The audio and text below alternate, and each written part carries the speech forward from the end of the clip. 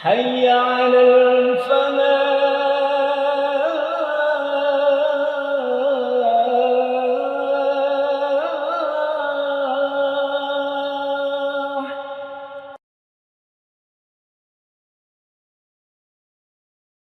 Assalamualaikum warahmatullahi wabarakatuh. Innal hamdalillah nahmaduhu wa nasta'inuhu wa nastaghfiruh wa na'udzu billahi min shururi anfusina wa sayyiati a'malina. May yahdihillahu fala mudilla lahu wa may yudlil fala hadiya lahu. Asyhadu an la ilaha illallah wa asyhadu anna Muhammadan abduhu wa rasuluh. Allahumma salli wa sallim wa barik wa tarham ala nabiyyika wa rasulika Muhammadin wa ala alihi wa ashabihi wa man ittaba'a hudahu ila yaumiddin. Subhanaka la ilma lana illa ma 'allamtana innaka antal alimul hakim. Wa tub alaina innaka antat tawwabur rahim. Allahumma anfa'na bima 'allamtana wa 'allimna ma yanfa'una wa zidna ilma. Allahumma inna na'udzubika min ilmin la yanfa' wa min qalbin la yakhsha wa min nafsin la tashba' wa min du'ain la yusma'. Bismillahi tawakkaltu 'ala Allah wa la hawla wa la quwwata illa billah. Hadirin jamaah salat maghrib, Bapak Ibu yang kami hormati, tentu mari pertama kita bersyukur kepada Allah Subhanahu wa taala dengan ucapan alhamdulillahirabbil alamin. Tidak henti-hentinya kita bersyukur dan bersyukur kepada Allah karena nikmat yang Allah berikan kepada kita sungguh sangat banyak. Salawat dan salam kita haturkan kepada junjungan kita Nabiullah Muhammad Rasulullah sallallahu alaihi wasallam. Bapak Ibu yang kami hormati, pada kesempatan taklim maghrib malam hari ini kita akan merenungkan bersama-sama, mentadabburi bersama-sama bicara tentang kepahlawanan dalam Islam. Saya menganggap penting tema ini untuk diangkat, di samping karena memang beberapa hari yang lalu, tepatnya 10 November 2024, kita diingatkan dengan momentum penting sejarah bangsa Indonesia, khususnya di Surabaya, yang kemudian oleh negara dijadikan sebagai hari pahlawan nasional 10 November 1945.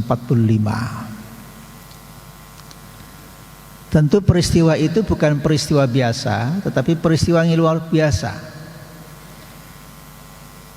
Secara singkat yang kita baca dalam sejarah itu bahwa perjuangan kita sangat panjang. Dan kejadian 10 November 1945, khususnya warga Surabaya, memang betul-betul sedang menghadapi koalisi Inggris dan Belanda, sekutu yang memang datang ke Indonesia, khususnya datang ke Surabaya. Maksudnya waktu itu kan berkaitan dengan bagaimana tawanan-tawanan Jepang gitu kan. Mereka datang dalam rangka juga untuk bisa mengembalikan lagi tawanan-tawanan mereka oleh Jepang. Tapi singkat ceritanya, dalam sejarah yang panjang itu seakan-akan Surabaya seperti neraka, Pertempuran luar biasa terjadi, melawan sekutu Belanda dan Inggris itu, yang kemudian bisa membebaskan Surabaya dari penjajah. Konon yang sampai terbunuh Di antara warga Surabaya itu hampir 20.000 orang lebih, ya. Bahkan di sana juga kita kenal salah satu di antara tokoh yang luar biasa yang menggelorakan semangat perlawanan terhadap penjajah adalah Bung Tomo, ya. Bahkan kita dengar rekamannya itu kan ada takbirnya, Allahu Akbar, Allahu Akbar, sebagai sebuah ekspresi bahwa sebenarnya perjuangan itu bisa digelorakan dengan semangat religiusitas, semangat akidah, semangat pengabdian, bukan semata-mata kita ingin bebas dari penjajahan, bukan semata-mata kita merasa tidak enaknya dijajah, tetapi lebih dari itu, perjuangan itu memang melekat dalam jiwa orang-orang Muslim itu sebagai bentuk pengabdiannya kepada Allah Subhanahu wa Ta'ala. Ya, semangat itulah yang barangkali kita ingin coba diskusikan bersama, ya. Bagaimana kita memahami kepahlawanan dalam Islam, gitu ya. Kalau kita kembali kepada istilah pahlawan dalam Kamus Besar Bahasa Indonesia, istilah pahlawan itu adalah orang yang berjasa, ya. Orang yang berjasa, orang yang bersungguh-sungguh berjuang untuk sebuah kebenaran. Jadi ternyata Kamus Besar Bahasa Indonesia kita memberikan definisi yang disebut dengan pahlawan itu adalah orang yang berjuang dengan sungguh-sungguh untuk membela kebenaran. Meskipun ya tentu bicara dalam konteks pahlawan nasional, tidak semua orang mendapatkan gelar pahlawan nasional, ya kan? Ya tentu mereka-mereka yang punya jasa yang sangat besar, yang kemudian diakui oleh negara, oleh pemerintah, dan kemudian di SK-kan mendapatkan gelar, ya, pahlawan nasional. Tetapi hakikatnya pahlawan itu bukan hanya nama-nama yang tertera di dalam sejarah kepahlawanan yang diakui oleh negara. Banyak pahlawan-pahlawan yang mungkin nggak tersebutkan namanya. Banyak pahlawan-pahlawan yang mungkin tidak muncul namanya, tetapi dia punya andil, punya peran yang luar biasa. Nah, kalau dalam konteks akidah, bagi Allah Subhanahu wa Ta'ala, semua orang itu punya peluang menjadi pahlawan. Ada pula yang menyebutkan kata pahlawan itu pahlawan, ya, pahlawan begitu, ya. Konon katanya bahwa orang yang berjuang itu dia akan mendapatkan pahala, sehingga disebut dengan pahlawan, ya, pahlawan.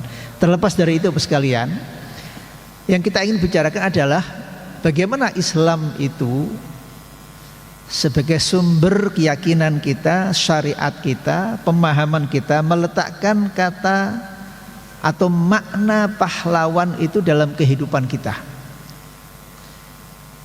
Sehingga masing-masing kita sebenarnya bisa berpikir, bisa merencanakan, bisa berbuat sesuatu yang nanti perbuatan kita itu bisa bermakna kepahlawanan secara hakikat. Jangan sampai kemudian di benak kita, di pemahaman kita, pahlawan itu hanya terbatas orang-orangnya, itu saja, ini saja, tidak. Tapi kita dengan latar belakang yang berbeda-beda, dengan keahlian yang berbeda-beda, dengan kemampuan yang berbeda-beda, dengan pembidangan yang berbeda-beda, itu bisa menjadi pahlawan di bidang masing-masing.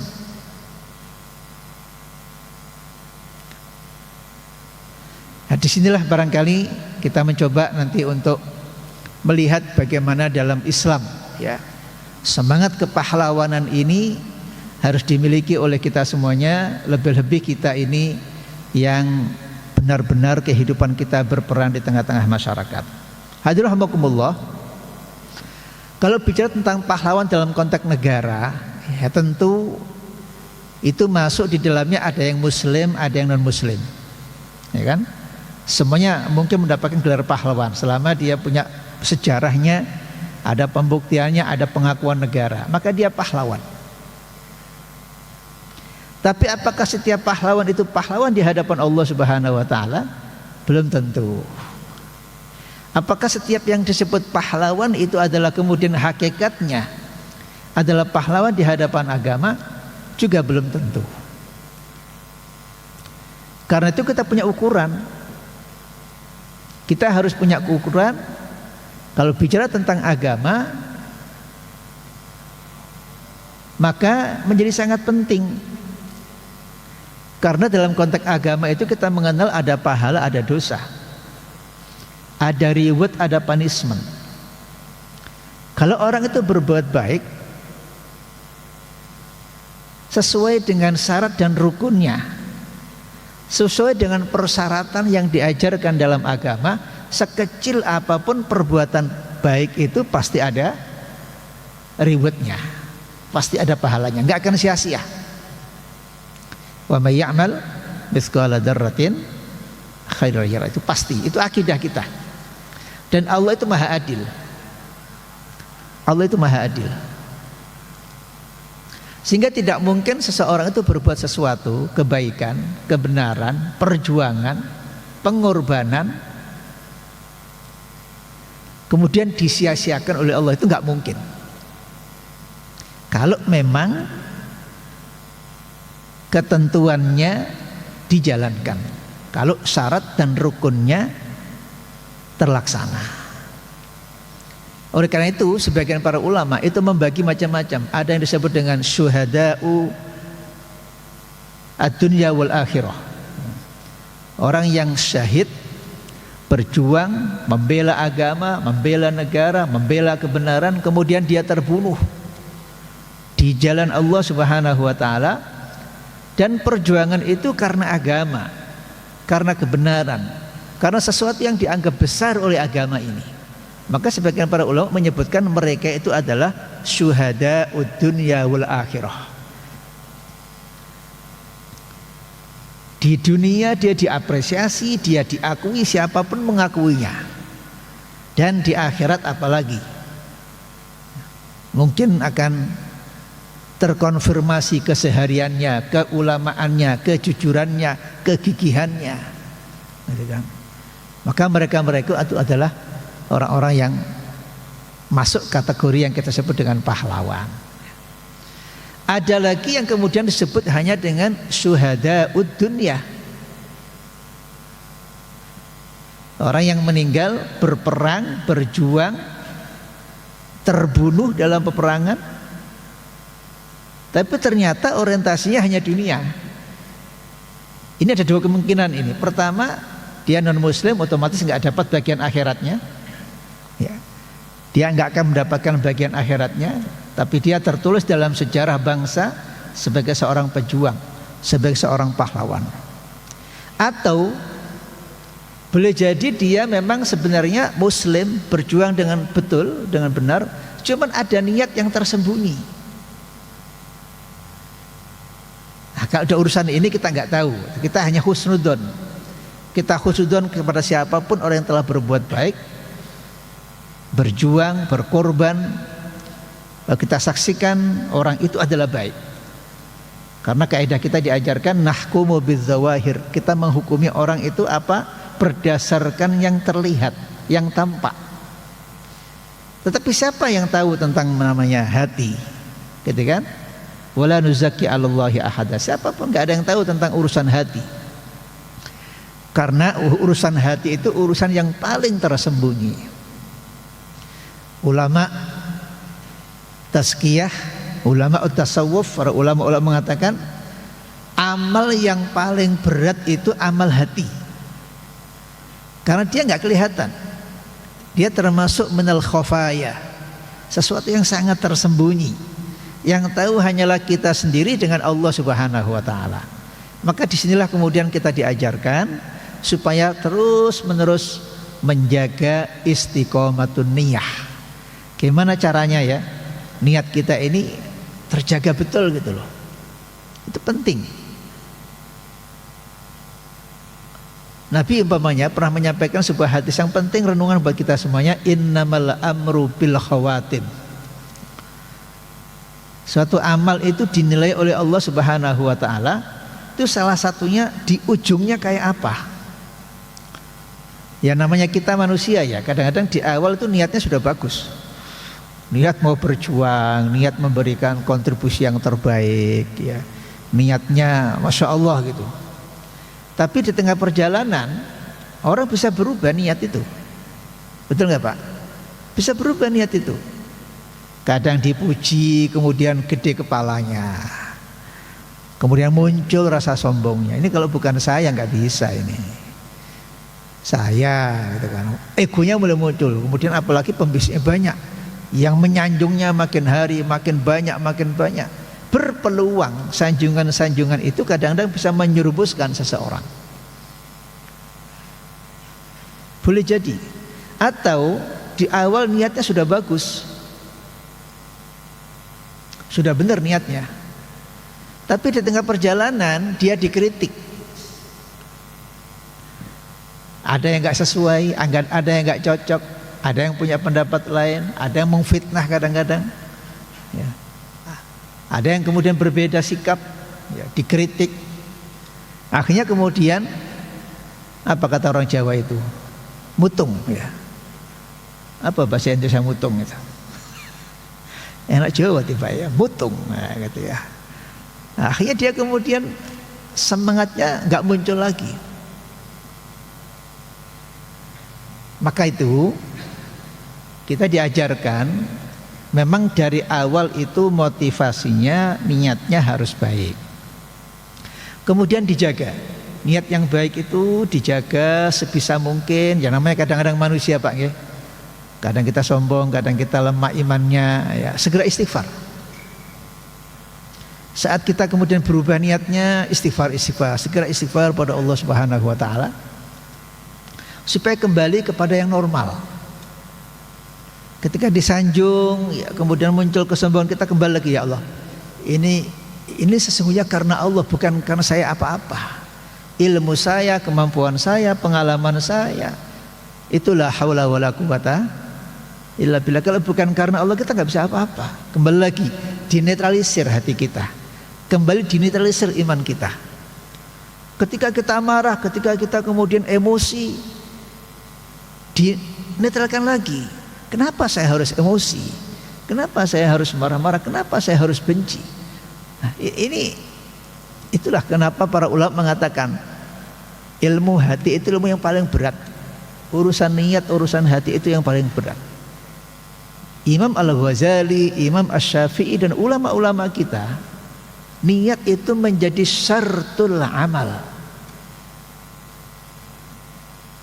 Saya ulangi lagi, niat itu adalah syartu qabulil amal.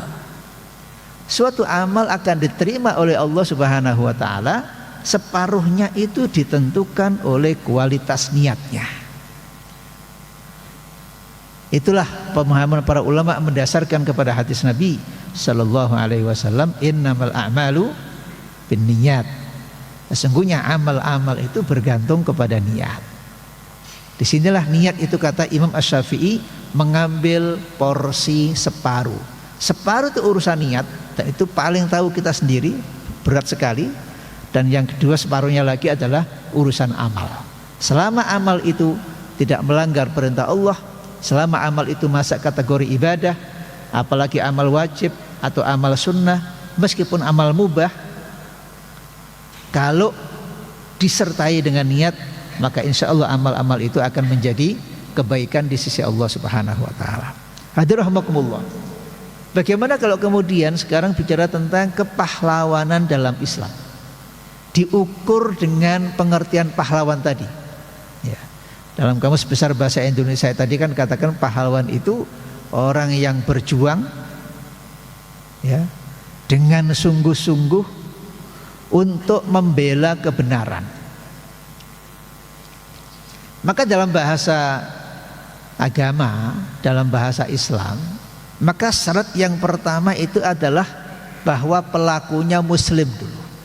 Alhamdulillah, Semua kita ini muslim, itu nikmat yang luar biasa ya.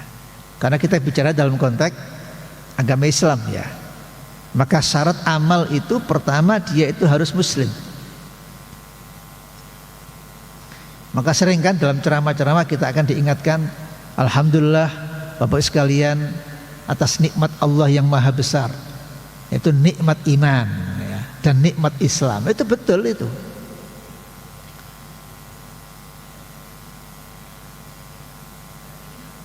Orang sebelum muslim umpamanya ya, dulu nggak sholat, dulu nggak puasa, dulu suka berbuat kemaksiatan kepada Allah Subhanahu wa taala karena memang dia belum terikat dengan ajaran pemahaman keislamannya. Kemudian dia berislam mengucapkan asyhadu an la ilaha illallah wa asyhadu anna Muhammadar Rasulullah. Apa kata Nabi? Al-islamu yajubbu ma qablahu.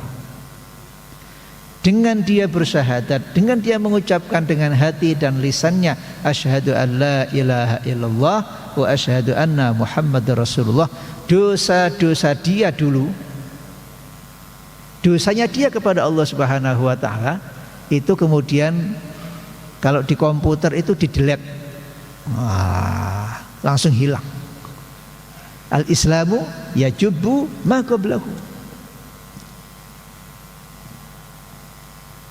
Sementara dalam Islam itu sebaik apapun seseorang berprestasi, berbuat, berjuang, beramal untuk sosial, masyarakat, bahkan untuk negara, kalau dia tidak beriman, mohon maaf ya, dia hanya mendapatkan haknya dunia saja, disanjung, disebut sebagai pahlawan dan sebagainya, tapi selesai dia di dunia. Begitu dia pindah ke alam berikutnya, statusnya bukan lagi pahlawan. Tetapi luar biasanya juga, apabila seseorang sebelum Islamnya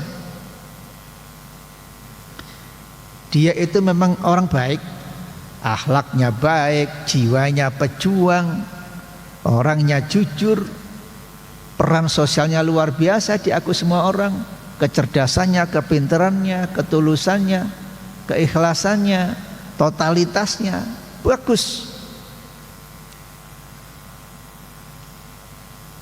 Kemudian dia berislam, asyhadu an la ilaha illallah wa asyhadu anna Muhammadar Rasulullah. Kebaikan-kebaikan dia sebelum Islam tadi diakui oleh Allah Subhanahu wa taala. Beda dengan orang yang hebat tapi sampai meninggalnya dia belum bersyahadat, itu enggak diakui oleh Allah. Jadi orang yang berbuat baik kemudian di penghujung hidupnya dia bersyahadat, itu diakumulasi oleh Allah sebagai kebaikan-kebaikan yang dia miliki. Karena itu syarat yang pertama untuk dikatakan sebagai pahlawan bagi seorang muslim itu adalah dia harus betul-betul dia muslim. Alhamdulillah kita sudah punya tiketnya. Kita sudah punya tiket keislaman kita. Yang kedua, hadirahumullah, syarat yang kedua yang tidak kalah penting saya ingatkan kembali adalah masalah niat ya. Silahkan kita berkreasi, berinovasi, berbuat sebisa mungkin yang bisa kita lakukan. Niatkan itu karena Allah Subhanahu wa taala. Supaya apa? Supaya kebaikan yang kita lakukan itu tidak sia-sia. Tidak hanya mendapatkan apresiasi orang, tetapi kita tidak mendapatkan apresiasinya Allah. Naudzubillah min dzalik. Dan karena itu saya katakan di awal tadi, terus jagakan ya, jagalah niat itu dengan ikhlas, terus dijaga. Manakala di tengah perjalanan kemudian niat kita berubah, segera istighfar. Istighfar lagi, istighfar lagi. Insya Allah Allah masih menerima. Nanti kalau kemudian kita istiqomah dengan niat kita di awal, di prosesnya sampai di ujungnya kita ikhlas karena Allah, alhamdulillah itu luar biasa. Gak gampang orang bisa ikhlas dalam niat, gak gampang. Innamal amru bil khawatim. Sesungguhnya amal perbuatan seseorang itu juga akan dilihat bagaimana akhirnya. Itulah yang kemudian sering kita sebut dengan istilah husnul khotimah. Ya, meskipun kalimat husnul khotimah sering hanya dihubungkan dengan orang mati kan. Ya, meskipun pengertian husnul khotimah bukan hanya untuk konteksnya orang yang mati saja. Ketika kita sudah melaksanakan perbuatan kebaikan dan kita bisa mengakhirinya dengan baik, berarti di amal itu kita husnul khotimah gitu. Husnul itu artinya hasan, baik. Khotimah itu artinya penghujung. Arti kata husnul khotimah itu artinya apa? Penghujungnya sukses, penghujungnya baik, memenuhi kriteria amal yang dipersyaratkan dalam Islam. Ya, itu yang kedua yang kita ingatkan, pentingnya satu tadi keimanan kita. Karena apa? Memang begitu Allah mengatakan man amila salihan min dzakarin au unsa wa huwa mu'min falanuhyiyannahu hayatan thayyibah. Barang siapa yang berbuat kebaikan wa huwa mu'min. Nah, kan? Ayatnya begitu, wa huwa mu'min. Dipersyaratkan amal itu dilakukan karena keimanannya kepada Allah. Maka dia akan dibalas oleh Allah dengan kehidupan yang hayatan thayyibah, dunyanya wa akhiratiha. Baik, saya lanjutkan lagi. Jadi yang pertama syaratnya adalah iman, ya, muslim tadi. Yang kedua syaratnya adalah niat. Yang ketiga syarat yang tidak kalah pentingnya adalah ilmu. Sadari, pahami bahwa perbuatan yang kita lakukan itu memang baik. Ya, saat itu kan sudah pekerjaan umum, saat memang yang namanya jujur kan baik, ini kan baik, membantu orang kan juga baik. Iya, baik. Tetapi semakin kita lebih dalam memahami kebaikan yang kita lakukan, itu semakin tinggi derajatnya di sisi Allah Subhanahu wa taala.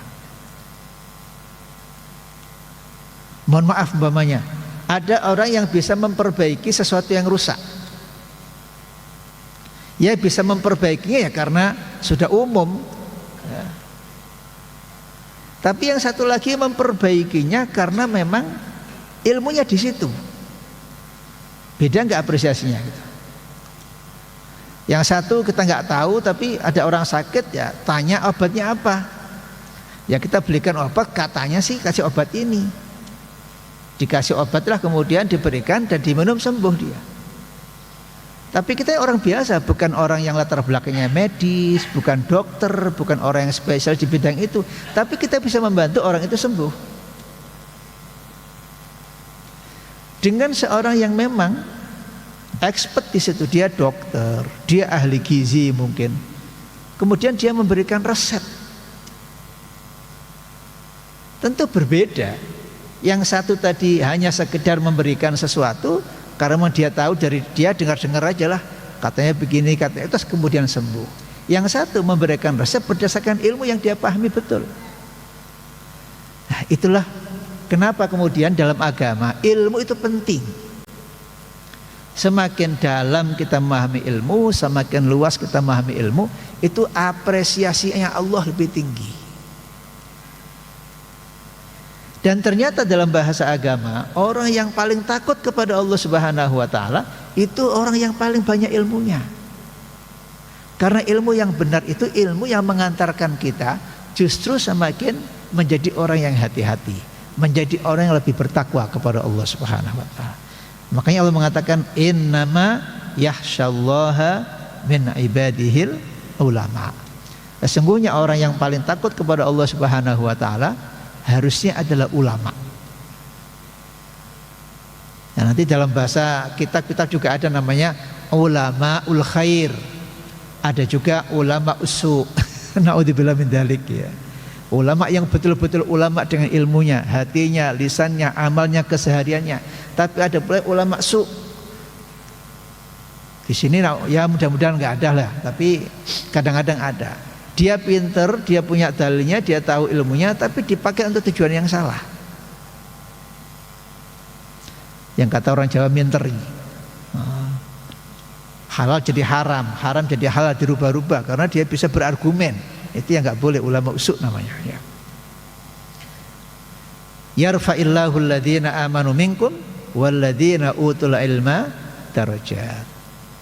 Allah mengangkat derajat seseorang itu karena imannya dan karena ilmunya. Maka ini yang ketiga, ya, pentingnya kita ilmu. Disitulah Nabi rahasianya, Nabi mengatakan mencari ilmu hukumnya wajib. Talabul ilmi faridatun ala kulli muslim. Mencari ilmu itu hukumnya wajib. Supaya apa? Supaya kita yakin betul, sadar betul yang kita lakukan itu ada ilmunya. Tahu betul ini halal, tahu betul ini haram, tahu betul ini wajib, tahu betul ini perintah, ini harus prioritas. Wah, gitu. Gitu Pak ya, Bapak Ibu sekalian, itu yang ketiga, supaya kepahlawan kita di hadapan Allah itu luar biasa gitu. Kemudian yang keempat, berbuatlah sesuatu yang memang Anda bisa lakukan. Jangan suka menunda-nunda untuk sempurna. Nggak ada orang yang bisa sempurna itu. Peluang kita untuk beramal itu banyak sekali. Ada moto yang menurut saya itu luar biasa sebenarnya. Moto itu saya hafalkan sejak saya masih muda dulu itu. Motonya berbunyi al-wajibatu aktsaru minal awqat. Ternyata kewajiban kita itu lebih banyak dari waktu yang tersedia. Betul nggak Pak? Jadi kalau kita buat kertas begitu atau diketik di Excel, ditulis lah gitu. Waktu kita cuma sehari 24 jam. Tapi kalau kita menulis kewajiban-kewajiban kita itu bisa berderet-deret itu.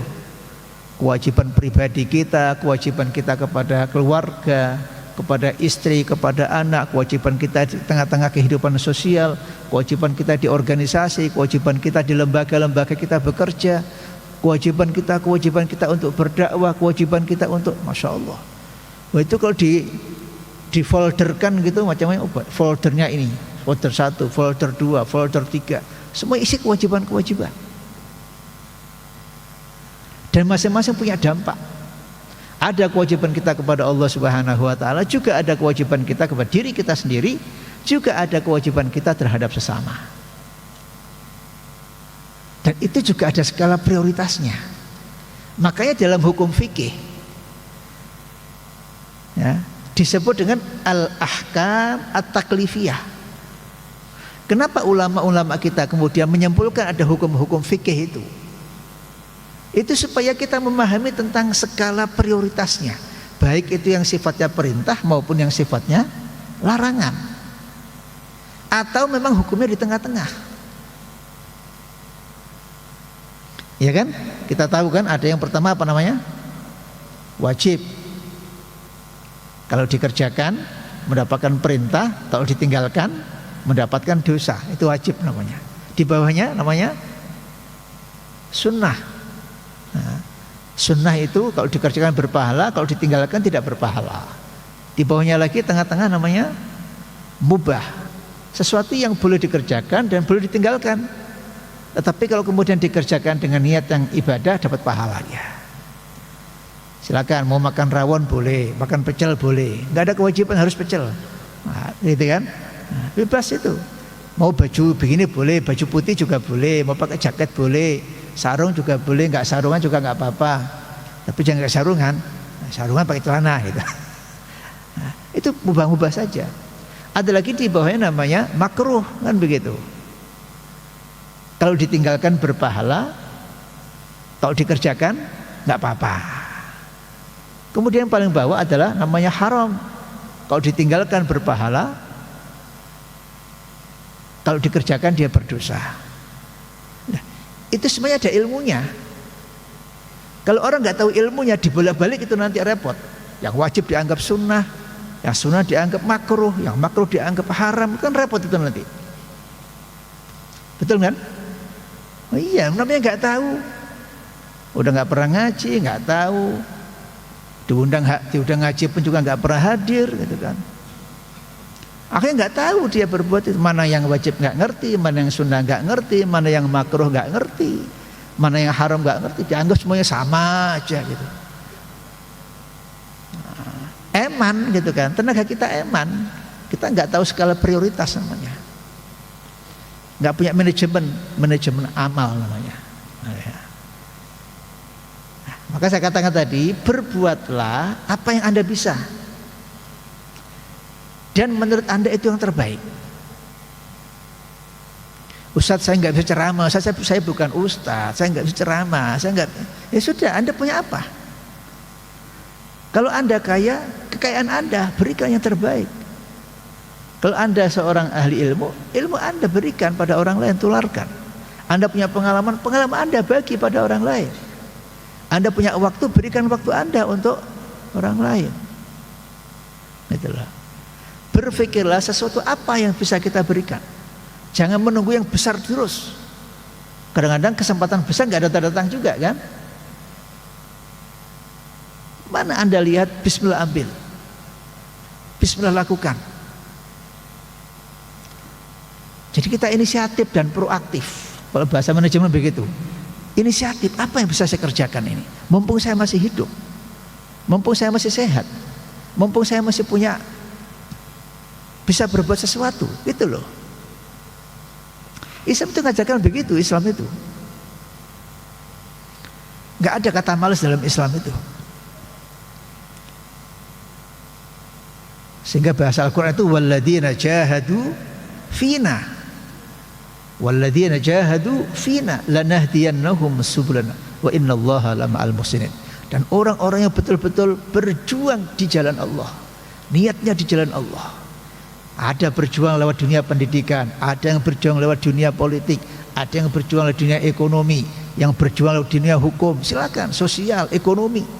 Silakan, masing-masing kita bisa berprofesi sesuai dengan kesempatan dan kemampuan kita, tapi niatkan itu sebagai amal kita kepada Allah Subhanahu wa taala dan berikan yang terbaik. Innallaha yuhibbu idza amila ahadukum an yutkinahu. Allah itu sangat senang kalau seseorang itu mengerjakan sesuatu, dikerjakannya dengan pekerjaan yang profesional, pekerjaan yang terbaik, sesuai kemampuan kita masing-masing, di dunia kita masing-masing, di ilmu yang kita dalam masing-masing. Yang terakhir, ini mau Isa ya. Yang terakhir syaratnya apa? Istiqomah. Apa? Istiqomah, punya komitmen. Jangan mudab-zabin, jangan hangat-hangat tai ayam. Katanya begitu. Nah, jangan cari muka, jangan pencitraan, jangan kalau pas musim gini kita baik, kalau enggak kita ini kalau dipuji di tengah orang banyak kita begini, kalau enggak ada orang kemudian enggak begitu. Kita diajarkan ada yang namanya muraqabatullah, selalu membersamai Allah dimanapun kita berada. Kita juga diajarkan yang namanya ma'iyatullah, kebersamaan kita dengan Allah. Allah itu membersamai kita, enggak mungkin kita ini ingin kemudian enggak terlihat oleh Allah, enggak mungkin, sudah itu enggak mungkin. Mau dimanapun kita itu pasti dilihat sama Allah, pasti ketahuan sama Allah. Itu akidah. Dan istiqomah itu bukan pekerjaan gampang, itu berat. Nabi saja di dalam surat Hud pernah diperintahkan oleh Allah Subhanahu wa taala dengan kalimat istiqomah. Fastaqim kama umirta wa man taba ma'aka wa la tadghaw innahu bima ta'maluna basir. Nabi saja diperintahkan oleh Allah untuk istiqomah, dan perintah Allah kepada Nabi itu perintah Allah kepada umatnya juga. Fastaqim kama umirta, hai Muhammad, istiqomahlah kamu sebagaimana Allah sudah perintahkan. Ya, emang gak gampang, berat ya. Nah, tapi harus dilatih. Umpamanya sholat, istiqomah sholatnya. Gak gampang kan? Apalagi sholat berjamaah istiqomah, gak gampang juga. Menjaga istiqomah sholatnya, istiqomah baca Qur'annya, istiqomah sedekahnya, istiqomah jujurnya, istiqomah semangatnya, itu gak gampang. Tapi kalau orang terbiasa kemudian gak istiqomah, itu malah tersiksa. Gitu loh. Orang sudah terbiasa baik, tiba-tiba gak baik, itu kita gak enak, tersiksa dia. Kenapa saya gak baik? Itulah. Beda dengan orang yang biasa jelek kemudian berbuat baik, ya itu nggak terasa, tersiksa dia baik. Kenapa kok saya jadi baik? Nah, itu ya. Jadi istiqomah penting itu. Ya, tentu kita bermohon pada Allah Subhanahu Wa Taala. Ya. Dengan cara itu, Bapak sekalian, pertama tadi iman, yang kedua adalah niat, yang ketiga adalah ilmu, yang keempat adalah berbuatlah terbaik yang Anda bisa lakukan. Jangan nunggu mampu dulu, jangan nunggu kaya dulu, jangan nunggu pintar dulu. Apa yang sudah kita miliki, apa yang sudah Allah berikan pada kita, berikan sesuai kemampuan kita masing-masing. Dan yang terakhir, yang kelima adalah lakukan itu dengan istiqomah. Allah itu maha senang kalau orang berbuat itu istiqomah, nggak hangat-hangat kayak ayam tadi.